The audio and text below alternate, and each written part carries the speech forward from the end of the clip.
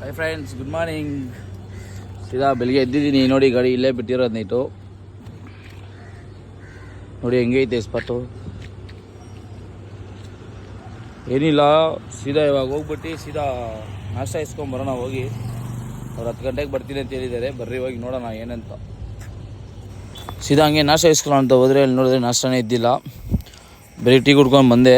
ಸೀದಾ ಬರೋಸಿಗೆ ನೋಡಿದೆ ಅವ್ರು ಗಾಡಿ ತೊಗೊಂಡ್ಬಂದ್ಬಿಟ್ಟಿದ್ರು ಕ್ರಾಸಿಂಗ್ಗೆ. ಇದು ಏನಂದರೆ, ಇವರು ಬರೀ ಇಲ್ಲಿ ಚಿಕ್ಕ ಚಿಕ್ಕ ಡೆಲಿವರಿಗಳಿರುತ್ತಲ್ಲ, ಒಂದೊಂದು ಪೀಸ್ 2 ಪೀಸ್ ಅದು ಮಾತ್ರ ಅವ್ರು ಎತ್ಕೊಂಡು ಹೋಗ್ತಾರೆ. ಅವ್ರು ಎತ್ಕೊಂಡು ಹೋದ್ಮೇಲೆ ಸೀದಾ ಹೋಗೋಣ ಅಂತ ಹೇಳ್ಬಿಟ್ಟು ಫಸ್ಟ್ ಪಾಯಿಂಟ್ ಕರ್ಕೊಂಡೋದ್ರು. ನೋಡಿದ್ರೆ ಅದು ಅಪಾರ್ಟ್ಮೆಂಟ್ ಒಳಗಡೆ ಇತ್ತು. ಇದೇ ಥರನೇ ಹೈದ್ರಾಬಾದಲ್ಲಿ ನಮ್ಮದು ರೆಗ್ಯುಲರ್ ಫಸ್ಟು ಸ್ಟಾರ್ಟಿಂಗಲ್ಲಿ ಹೋಗ್ತಾ ಇರುವಾಗ ಅಪಾರ್ಟ್ಮೆಂಟಲ್ಲಿತ್ತು. ಇವಾಗೇ ಅದು ಗೋಡನ್ ಮಾಡಿದ್ದಾರೆ.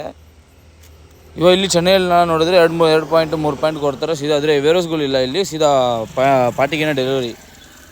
ಹೆಂಗಂದರೆ ಸೀದಾ ಅವರು ಮನೆ ಲೊಕೇಶನ್ ಹಾಕ್ತಾರೆ, ಆ ಮನೆಗೇ ಸೀದಾ ಡೆಲಿವರಿ. ಇದು ಅಲ್ಲಿ ನೋಡಿದ್ರೆ ಬೇರೆ ಫುಲ್ ಬಿಸಿಲು ಬೇರೆ.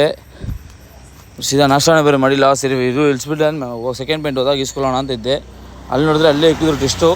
ನೋಡಿದ್ರೆ ಇರೋದು 2 ಪಾಯಿಂಟ್ ಅಲ್ಲ ಅಂತೆ, 3 ಪಾಯಿಂಟ್ ಅಂತೆ. ನಮ್ಗೆ 2 ಪಾಯಿಂಟ್ ಅಂತ ಹೇಳ್ಬಿಟ್ಟು ಕಳಿಸ್ಬಿಟ್ಟು ನೋಡಿದ್ರೆ 3 ಪಾಯಿಂಟ್ ಕೊಟ್ಟಿದ್ದಾರೆ. ಸರಿ, ಏನು ಮಾಡೋಕ್ಕಾಗಲ್ಲ, ತುಂಬಿಟ್ರೆ ಅಂತ ನಾನು ಹಂಗೆ ಸೀದಾ ಹೋಗ್ತಾ ಇರುವಾಗ ನೋಡಿದ್ರೆ ಊಟ ಬೇರೆ ಸಿಕ್ಕಿತ್ತು. ಸೀದಾ ಹಂಗೆ ಊಟ ಇಸ್ಕೊಂಡು ಹೋದೆ. ಯಾಕೆಂದರೆ ನಾನು ನಾನ್ ವೆಜ್ ತಿನ್ನಲ್ಲ, ಬರೀ ವೆಜ್ ಹುಡ್ಕೋದೆ. ಚೆನ್ನೈಯಲ್ಲಿ ಹೆವಿ ಇದಾಗ್ಬಿಟ್ಟೈತೆ. ಅಲ್ಲಲ್ಲಿ ಬಿರಿಯಾನಿ ಅಂಗಡಿಗಳೇ ಇತ್ತು. ಸರಿ, ಏನು ಮಾಡೋಕ್ಕಾಗಲ್ಲ ಅಂತ ಲಾಸ್ಟಲ್ಲಿ ಹಿಂಗೆ ಒಂದು ಸಿಕ್ತು. ಸೀದಾ ಹೋಗ್ತಾ ನೋಡಿದ್ರೆ ಫುಲ್ ಟ್ರಾಫಿಕ್ ಜಾಮ್ ಬೇರೆ. ಅಯ್ಯೋ, ಇಲ್ಲಿ ಬೇರೆ ಲೆವೆಲಲ್ಲಿ ಓಡಿಸ್ತಾರಪ್ಪ ಸ್ವಾಮಿ. ಅಡ್ಡಡ್ಡ ಯಾವ ಥರ ಬರ್ತಾರೆ ಅಂದರೆ ಟೆನ್ಷನ್ ಆಗ್ಬಿಡ್ತು ಓಡಿಸೋ ಅಷ್ಟಿಗೆ. ಸರಿ ಅಂತ ಹಂಗೆ ಒಂದು 25 ಕಿಲೋಮೀಟ್ರ್ ಎಕ್ಸ್ಟ್ರಾ ಬಂದು ಸೀದಾ ಪಾಯಿಂಟಿಗೆ ಹಾಕಿದ್ರಿ. ಪಾಯಿಂಟಲ್ಲಿ ಹಾಕಿದ್ರೆ ಅಲ್ಲಿ ನೋಡಿದ್ರೆ ಗಾಡಿ ಫುಲ್ಲು ಒಂದು ಸೈಡಿಗೆ ಕುತ್ಕೊಂಡ್ಬಿಟ್ಟಿತ್ತು. ಯಾಕಂದ್ರೆ ಅವ್ರನ್ನ ರೋಡೇ ಲೆವೆಲ್ ಮಾಡಿಲ್ಲ.